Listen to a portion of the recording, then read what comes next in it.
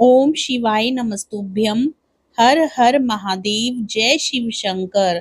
आप सभी को हरियाली तीज व्रत की हार्दिक शुभकामनाएं। अखंड सौभाग्य और सुखी वैवाहिक जीवन के लिए सुहागिन महिलाएं इस दिन निर्जला व्रत रखकर माता पार्वती और शिव की विधिवत पूजा करती हैं। इसके साथ ही प्रदोष काल के समय माता पार्वती शिव जी की विधिवत पूजा करने के साथ ही कथा सुनने का विशेष महत्व है। हिंदू पंचांग के अनुसार भाद्रपद मास के शुक्ल पक्ष की तृतीया तिथि को हरतालिका तीज का व्रत रखा जाता है। इस दिन केले के पत्ते बंधनवार से एक मंडप तैयार किया जाता है। इसमें मिट्टी से भगवान शिव पार्वती की मूर्ति बनाकर स्थापित की जाती है। इसके बाद फूल माला, चंदन, धूप, दीप आदि चढ़ाया जाता है। इसके साथ ही मंत्रों का जाप करने के बाद अंत में हरतालिका तीज का व्रत जरूर करें। अगर आप हरतालिका तीज के दिन व्रत रखने के साथ इस व्रत कथा का श्रवण करते हैं तो शुभ फलों की प्राप्ति होती है। तो आइए हरतालिका तीज व्रत की संपूर्ण व्रत कथा को श्रवण करते हैं। प्रेम से बोलिए शिव शंकर भगवान की जय, माँ पार्वती की जय। पौराणिक मान्यता के अनुसार कैलाश पर्वत में भगवान शिव माता पार्वती के साथ नंदी और अपने गणों के साथ बैठे हुए थे। इस अवसर में माँ पार्वती ने शिवजी से पूछा कि हे महेश्वर, मैंने वह कौन सा पुण्य किया था जिसके कारण आप मुझे पति के रूप में मिले। आप तो अंतर्यामी हैं, तो आप मुझे अवश्य इस बात को बताएं। इस बात को सुनकर शंकर जी कहते हैं कि हे देवी, आपने तो अति उत्तम पुण्य का संग्रह किया था जिससे आपको मैं प्राप्त हुआ था। आपने भादो मास के शुक्ल पक्ष की तीज के नाम में प्रसिद्ध है। शिव जी ने कहा, हे गौरी, पर्वतराज हिमालय पर स्थित गंगा के तट पर तुमने अपनी बाल्यावस्था में 12 वर्षों तक अधोमुखी होकर घोर तप किया था। इतनी अवधि तुमने अन्न ना खाकर पेड़ों के सूखे पत्ते चबाकर व्यतीत किए। माघ की विकराल शीतलता में तुमने निरंतर जल में प्रवेश करके तप किया। वैसाख की जला देने वाली गर्मी में तुमने पंचाग्नि से शरीर को तपाया। श्रावण की मूसलाधार वर्षा में खुले आसमान के नीचे बिना अन्न जल ग्रहण किए समय व्यतीत किया। तुम्हारे पिता तुम्हारी कष्ट साध्य तपस्या को देखकर बड़े दुखी होते थे। तब एक दिन तुम्हारी तपस्या को देखकर नारद जी तुम्हारे घर पधारे। तुम्हारे पिता ने हृदय से अतिथि सत्कार करके उनके आने का कारण पूछा। नारद जी ने कहा, गिरिराज, मैं भगवान विष्णु के भेजने पर यहाँ उपस्थित हुआ हूँ। आपकी कन्या ने बड़ा कठोर तप किया है। इससे प्रसन्न होकर वे आपकी सुपुत्री से विवाह करना चाहते हैं। इस संदर्भ में मैं आपकी राय जानना चाहता हूँ। नारद जी की बात सुनकर गिरिराज गदगद हो उठे। उनके तो जैसे सारे कलेश ही दूर हो गए। प्रसन्न होकर वे बोले, श्रीमान, यदि स्वयं विष्णु मेरी कन्या का वरण करना चाहते हैं तो भला मुझे क्या आपत्ति हो सकती है। वे तो साक्षात ब्रह्मा हैं। हे महर्षि, यह तो हर पिता की इच्छा होती है कि उसकी पुत्री सुख संपदा से युक्त पति के घर की लक्ष्मी बने। पिता की सार्थकता इसी में है कि पति के घर जाकर उसकी पुत्री पिता के घर से अधिक सुखी रहे।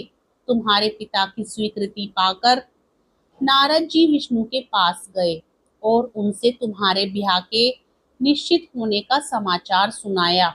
मगर इस विवाह की बात जब तुम्हारे कान में पड़ी तो तुम्हारे दुख का ठिकाना ना रहा। तुम्हारी एक सखी ने तुम्हारी इस मानसिक दशा को समझ लिया और उसने तुमसे उस विक्षिप्तता का कारण जानना चाहा। तब तुमने बताया, मैंने सच्चे हृदय से भगवान शिव शंकर का वरण किया है, किंतु मेरे पिता ने मेरा विवाह विष्णु जी से निश्चित कर दिया। मैं विचित्र धर्म संकट में हूँ, अब क्या करूँ? प्राण छोड़ देने के अतिरिक्त अब कोई भी उपाय शेष नहीं बचा है। तुम्हारी सखी बड़ी ही समझदार और सूझबूझ वाली थी। उसने कहा, सखी, प्राण त्यागने का इसमें कारण ही क्या है? संकट के मौके पर धैर्य से काम लेना चाहिए। नारी के जीवन की सार्थकता इसी में है कि पति रूप में हृदय से जिसे एक बार स्वीकार कर लिया, जीवन पर्यंत उसी से निर्वाह करे। सच्ची आस्था और एक निष्ठा के समक्ष तो ईश्वर को भी समर्पण करना पड़ता है। मैं तुम्हें घनघोर जंगल में ले चलती हूँ, जो साधना स्थली भी हो, और जहाँ तुम्हारे पिता तुम्हें खोज भी ना पाए, वहां तुम साधना में लीन हो जाना। मुझे विश्वास है कि ईश्वर अवश्य ही तुम्हारी सहायता करेंगे।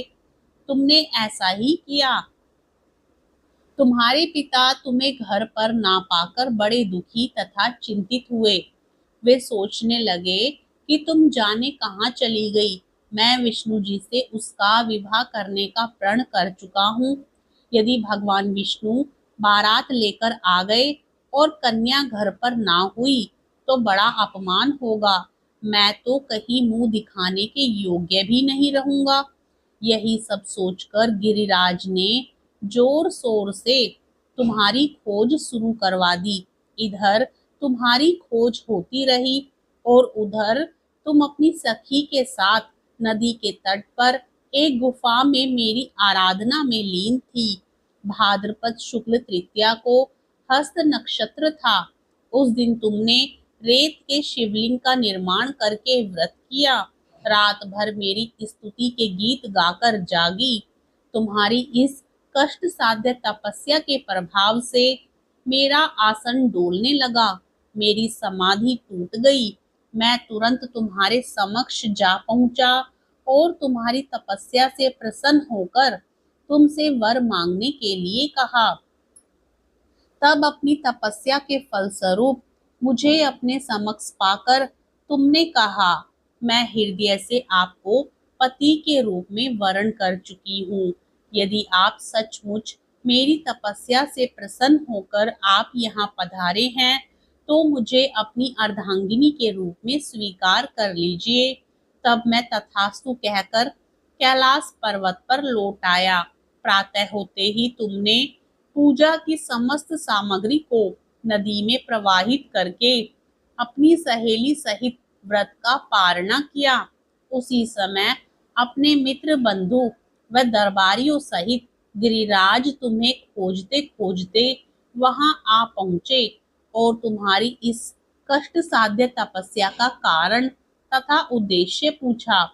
उस समय तुम्हारी दशा को देखकर गिरिराज अत्यधिक दुखी हुए और पीड़ा के कारण उनकी आंखों में आंसू उमड़ आए थे।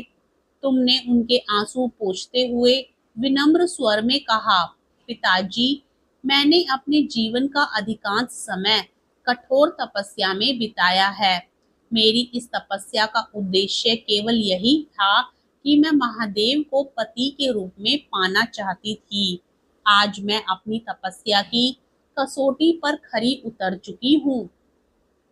आप क्योंकि विष्णु जी से मेरा विवाह करने का निर्णय ले चुके थे, इसलिए मैं अपने आराध्य की खोज में घर छोड़कर चली आई।